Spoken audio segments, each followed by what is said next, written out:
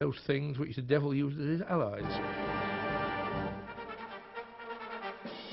At this time, England was expecting to go to war against Russia, and street conversations buzzed with the prospect. The Christian missioners started describing their own work as a war against the devil. Their exciting military-sounding phrases attracted people. Then, in 1878, William, Bramwell and others were checking an article for the Christian Mission's annual report. The Christian Mission, it said, is a volunteer army. Bramwell interrupted to say, "I'm not a volunteer, I'm a regular or nothing." William stopped short, thought hard for a moment and seized his pen. He crossed out volunteer and wrote salvation.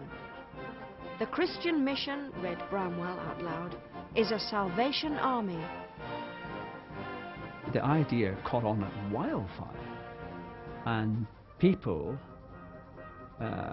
got caught up in a tremendous wave of revival that came in those years, and many people found God and found hope and found a cause to which they could happily identify themselves.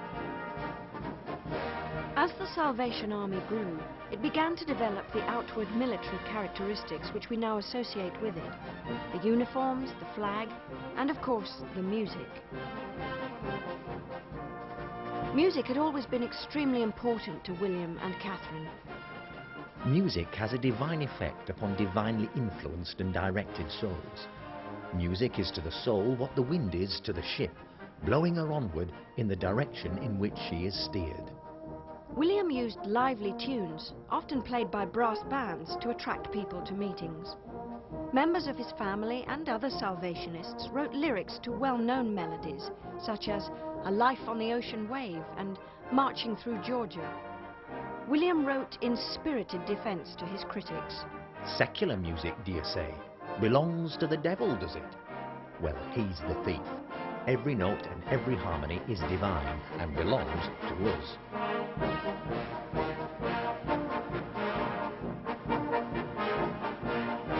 Now that the Salvation Army had found such a strong identity, it spread rapidly throughout the world in its battle against evil.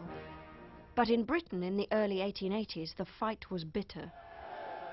Salvationists campaigned hard against excessive drinking, and many pubs came close to ruin as heavy drinkers turned to God. As a result, landlords bribed customers to create disturbances at open-air meetings. They organized a skeleton army, and Salvationists were often pelted with rotten fruit, mud, and other missiles as they marched. Riots erupted, and Salvationists came off badly in court as well as in the street. The right to march and to hold open-air meetings was the main issue, and opposition continued at least until 1912. Undeterred by the opposition, William battled on against the many social evils which continued to raise their ugly heads. In response to the plight of rough sleepers, the army opened food and shelter depots, the first of their kind, and these were immediately besieged by more homeless and hungry people than the army could cope with. Funds to support ventures like this were in very short supply, so to earn money, William began writing a book about the grim situation in what he called Darkest England. But life in the Booth home now took a grim turn. Catherine, called affectionately the Army Mother, became seriously ill.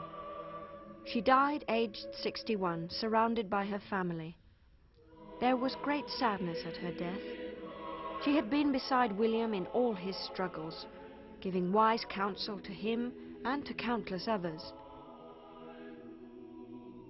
She was publicly acknowledged as one of the most remarkable women of the 19th century, and was as much a founder of the Salvation Army as William was.